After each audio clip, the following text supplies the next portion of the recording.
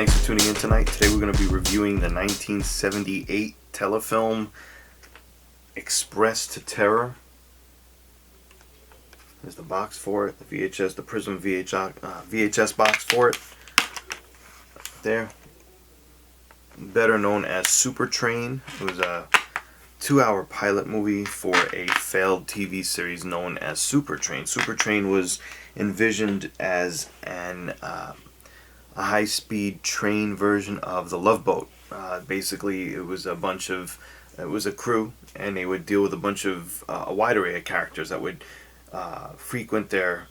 patronize their services, their trains on a weekly basis, and stories would be solved and things would come up, romance, thriller, whatever. That was the premise of the show, and it was a big flop. Supposedly it was one of the biggest flops in television history, most likely because of the elaborate set of the actual super train itself.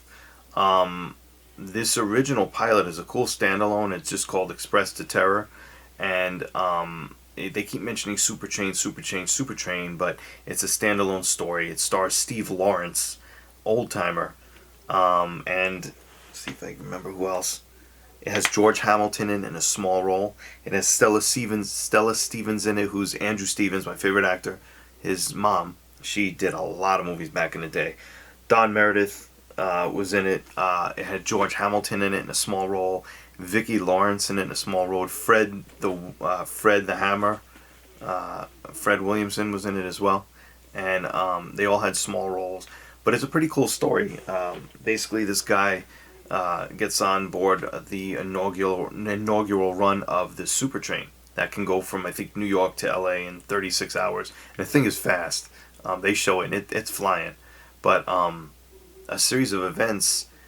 He starts getting nervous because he starts realizing that a bunch of things that have been leading up, and it's more than coincidence. It looks like someone's trying to kill him. Someone's out to kill him.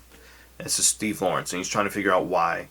And he's got a couple friends with him, and they're trying to figure out what's going on. They're dodging bullets. They get locked in a sauna. There's a bomb that goes off, and they're trying to figure out what's going on. There's a lot of there's a lot of red herring with this. There's a lot of misdirection. There's a lot of suspects that they throw at you.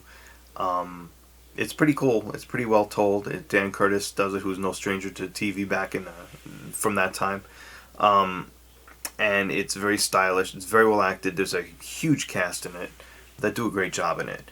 The only problem that I may have with this film is the fact that gets a little murky as to what exactly is going on. Some of the characters are a little bit underdeveloped, and I don't know if it's necessarily wrapped up the way that I would like to see something completely wrapped up as tightly as it could be. A lot of these TV movies are wrapped up very neatly. This one kind of isn't. It leaves a little bit hanging, like who are these people, what was going on, everything else. I'm not going to give stuff away. But the fact that these sets were very elaborate. The train is a really cool train. The show had definitely some promise. Harrison Page was in it as one of the crew members as well. And if you guys know him as the high-strung boss on Sledgehammer, another short-lived show from the 80s, he's in it. It's just a cool cast. It's a cool cast, cool bunch of people, cool story. It kept me very entertained.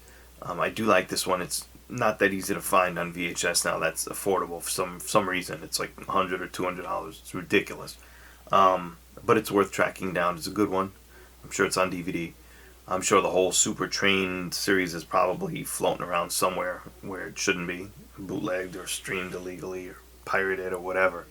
So I don't recommend that. But this series was very, very short-lived. I think it lasted 6, 7, or 8 episodes, something like that. But it had a lot of promise. It was pretty cool. I would rate Supertrain normally. I would probably give it about a 7.5 out of 10. But given the fact that the production values are really high, the acting is good, and the set design is really, really impressive, especially for back then. It looks like any modestly budgeted feature film that Hollywood released during that same time. This looks equivalent to that, other than the fact that it's made for TV, so it's a little watered down. There's no blood, there's no There's really no profanity, nothing else going on that's objectionable. But it's equivalent to most moderately budgeted Hollywood films from about the 70s that would be released theatrically. This is pretty equivalent to that. So just because of that, I'll go ahead and give Supertrain. See, I'll go ahead and give Express to Terror, also known as Supertrain, the pilot episode. It's a 2-hour pilot. I'll go ahead and give that an 8 out of 10. A lot of fun. Leave your mind, check your brain at the door a little bit. Shut your mind off a little bit. It's pretty cool. Most of it makes sense. Some of it doesn't. Some of it is just seems implausible, and some of it just seems like it goes nowhere. But it's fun. It's a fun trip.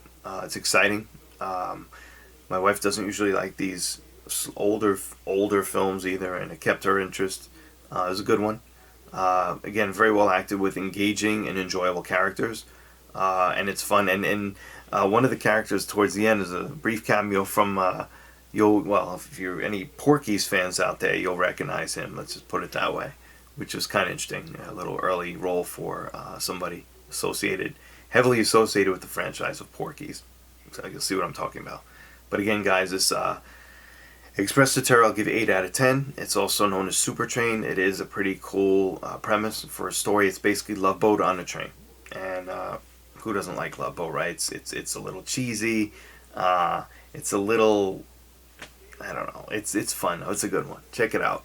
You guys will like it. And thanks for tuning in as always. I hope you enjoy Express to Terror. It's worth tracking down. I wouldn't spend a ton of money on it, but it is worth tracking down. It's an enjoyable one, and it's out there. It's a 2-hour film, telefilm that stands alone great, but it was the pilot to kick off a series that never really went anywhere. So take that as you will. But it is worth watching. It was a fun one. I will get with you guys the next time and we'll review more stuff. Thanks for tuning in, guys. Thanks.